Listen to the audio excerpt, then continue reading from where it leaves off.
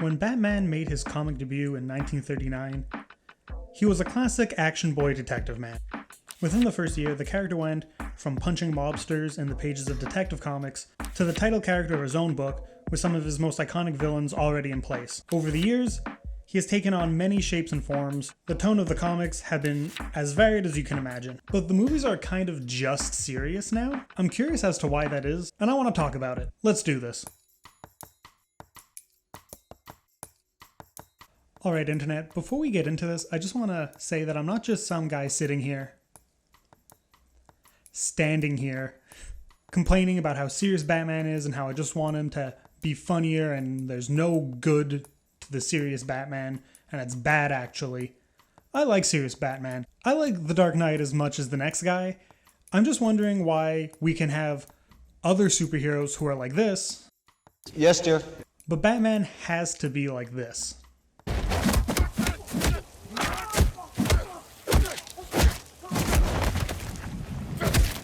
And I'm not saying we have to lean into that Adam West, Lego Batman comedic take. While those interpretations of the character are fun, and there's absolutely room for that, I do think Batman works best when he's more serious. I just have to question, how serious is too serious? So the first thing I want to get to is taking a look at the different live-action Batmen, so we can get a better grip on the evolution of the character and the audience response to them. See if there are any links bringing us from a Riddler like this to the upcoming one. Also, I'm not 100% sure how I feel about the Riddler being sort of Zodiac inspired. I think it looks cool, but I'm not sure if I like it for the character. That said, it'll be good in the movie. I'm just throwing that out there. Moving on. I didn't even know this existed before I started doing research on this. The serials depict Batman and Robin as agents working for the government in a thinly veiled propaganda piece. I watched a bit of it, and it doesn't feel like Batman to me. Could have been any character wearing some kind of mask. It's also weirdly racist against the Japanese, so there's that. This is where I thought this section would begin. Adam West's Batman is a comedic take, but in an interesting way. West was cast because he could deliver the dialogue with the pathos of a Shakespearean monologue. You know, they really let Batman take himself seriously in a world that wasn't. Fans of the comics did not love the show at first, as they worried their favorite hero was not being given the respect he deserved, something I'm sure comic fans never worry about anymore. However, the series is now looked at in a more positive light, and I'm sure that's because it was a gateway Batman for a generation of fans. The Burton's version of Batman is the first truly serious take on the character in live action, to the point where Siskel and Ebert called the first film... Director Tim Burton obviously wants to recall the original comic book look as well as tell a more adult kind of story, and that adult approach is what I found so refreshing about this Batman movie. With the second film pushing the dark, uncomfortable themes further, specifically in its depictions of the villains, something we see more in our modern films as well. I like the Schumacher films well enough, or at least I don't hate them as much as some other people do. While the film's tone goes lighter and sillier to better appeal to a younger audience, it's the ways the actors perform Batman we have to look at. Val Kilmer comes off a bit flat, but still feels like he's a serious character in this world, while Clooney has a bit more of an eye-roll vibe throughout, which makes him feel less like Batman than even the Adam West version does. Nolan wanted to make a version of Batman that could exist in our world, and he did.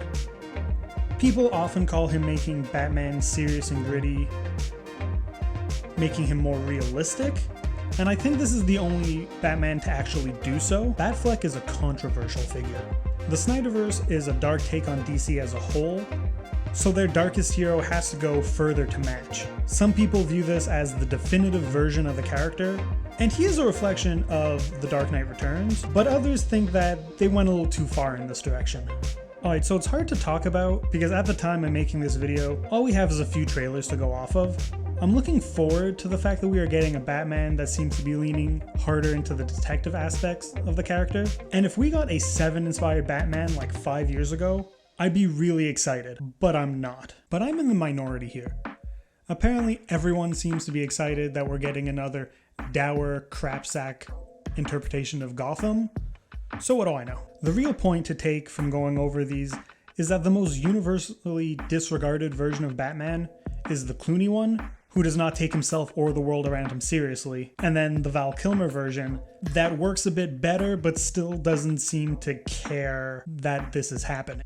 Now we can talk about why I think Batman does work best when he's a serious character. Someone whose motivation is dead parents is a serious character. I would even go so far as to say an overly serious character.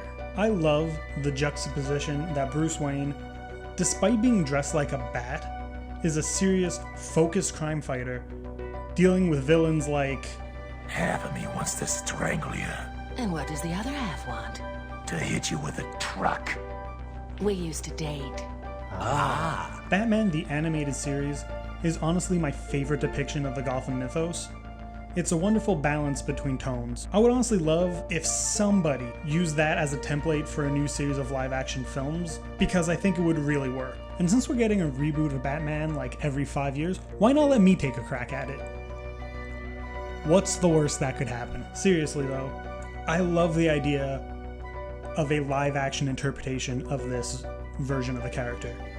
It could have some levity to it without moving into that Marvel quip-based tone, while still serving as a look at the mind of a man who has lost his parents at a young age, and the strange way he chooses to cope with that. But again, I'm in the minority here. People want that serious character, and I think I finally understand why, but bear with me here, I'm not 100% sure how to communicate this, so we'll see how it goes. First, there's the fact that audiences have grown up with the character, and now they are adults and are more interested in adult themes, but also want their lifelong passions to follow them. Patrick Willems has a great video on R-rated superheroes, so I'm not gonna do anything deep on the subject because he already did it better than I would. My second point is wish fulfillment. Superheroes often fit into one of two main molds when it comes to wish fulfillment. One is the hero is powerful and does the right thing with those powers. These are characters who gain their powers, like Spider-Man, or are born with them, like Superman. The other type is a hero who gives the powers to themselves. Iron Man and Batman are the quintessential versions of that.